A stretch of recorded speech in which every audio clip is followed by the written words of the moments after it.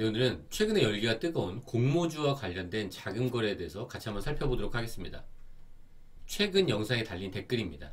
공모주 때문에 아버지, 어머니, 아들 계좌에서 이체가 수백 건 발생했는데 횟수가 너무 많아서 이체 횟수나 금액도 파악이 안 됩니다.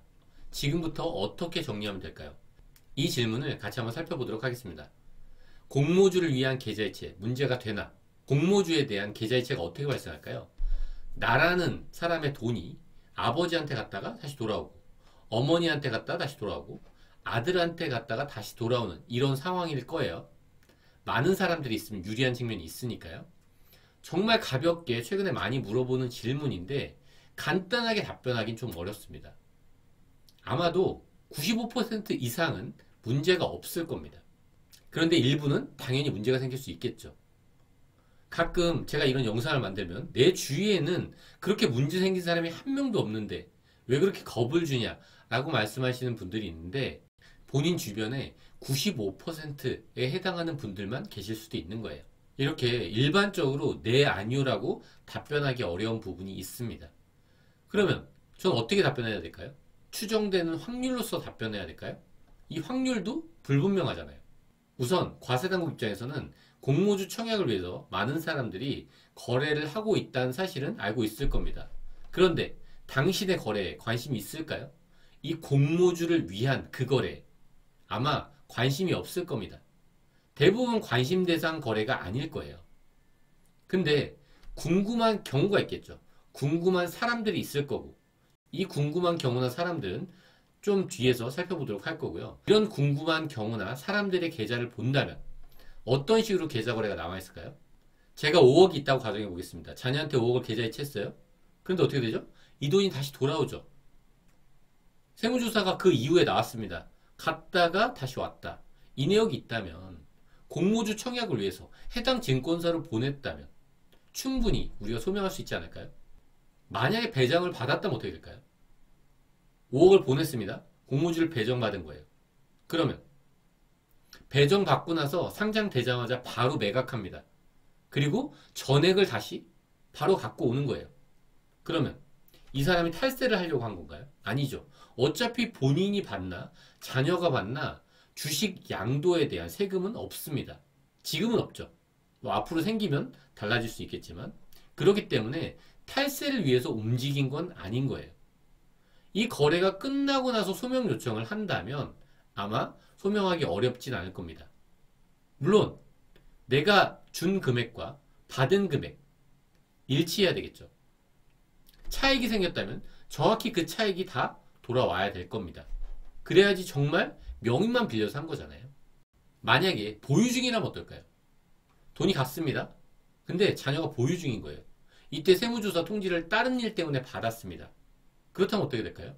이 경우에는 소명하기는 쉽지 않을 겁니다. 아까 그 질문으로 다시 한번 돌아가 보겠습니다. 이체 횟수나 금액 파악이 너무 어렵다는 거죠. 그러면 과세당국 입장에서 그 거래 내역을 본다면 어떨까요?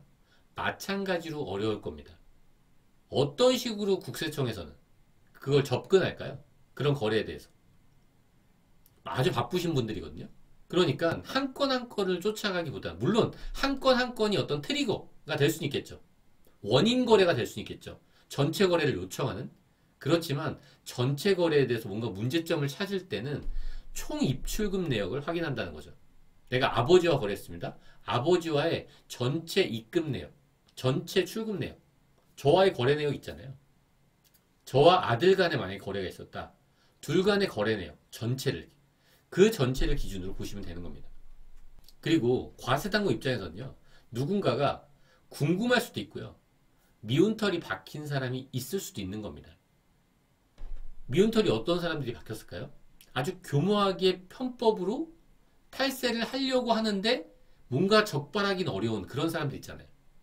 그런 사람들한테는 이게 어떤 위협거리가 될 수 있겠죠. 누군가한테는 너무 당연한 거겠지만 누군가한테는 아주 큰 위험 요소가 될 수도 있다는 거죠. 그럼 어떤 문제가 발생할 수 있을까요? 지난번에 잠깐 소개시켜 드렸지만 상증세법에 아주 강력한 규정이 있죠. 실명이 확인된 계좌에 있는 그 재산은 그 명의자가 재산을 취득한 걸로 추정해서 증여세를 과세할 수 있다는 그런 규정입니다. 그러니까 내가 계좌이체를 받잖아요. 이거 내 돈인 거예요. 내가 취득한 겁니다. 그래서 그거에 대해서 그냥 징여세를 과세할 수 있다는 거죠. 이것도 마찬가지죠.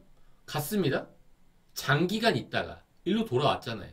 그러면 이 자체가 각각이 징여로 볼 수 있다는 거예요. 물론 사람에 따라 궁금한 사람인지 미운털이 바뀐 사람인지에 따라 다르게 적용될 수는 있겠죠. 담당자에 따라서 다르게 적용될 수도 있습니다. 사실 아파트는요, 우리가 징여를 한다면 취소가 가능합니다. 근데 현금은요, 징여를 하면 취소가 불가능해요. 이게 징여세법에 있는 규정입니다.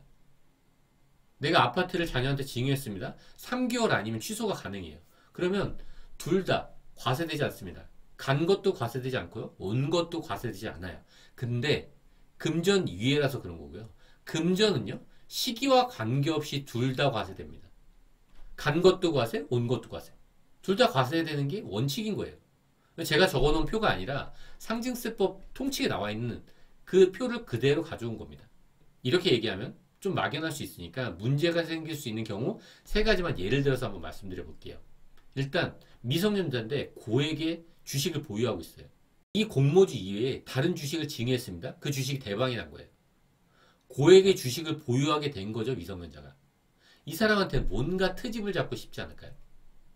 이거 어떨까요? 자금 조달 계획서를 제출했습니다. 아버지 본인이에요. 자금 조달 계획서를 제출하면 가끔 소명 요청을 받는 경우가 있습니다. 그럼 그 소명 요청을 어떤 식으로 받냐? 계약금, 중도금, 잔금의 전후 거래 한 달치를 일반적으로 보내거든요. 이 거래 안에 자녀들 간의 이상한 자금 거래가 있다면 이걸로 인해서 문제가 발생할 여지가 있겠죠. 아마 소명하기 엄청 귀찮을 겁니다. 그리고 갑작스럽게 상속이 발생하는 거예요. 아버지한테 계좌이체를 했습니다. 갑작스럽게 상속이 발생했어요. 이거 소명하기 쉽지 않겠죠. 네, 오늘 여기까지 하도록 하겠습니다. 끝까지 들어주셔서 감사합니다.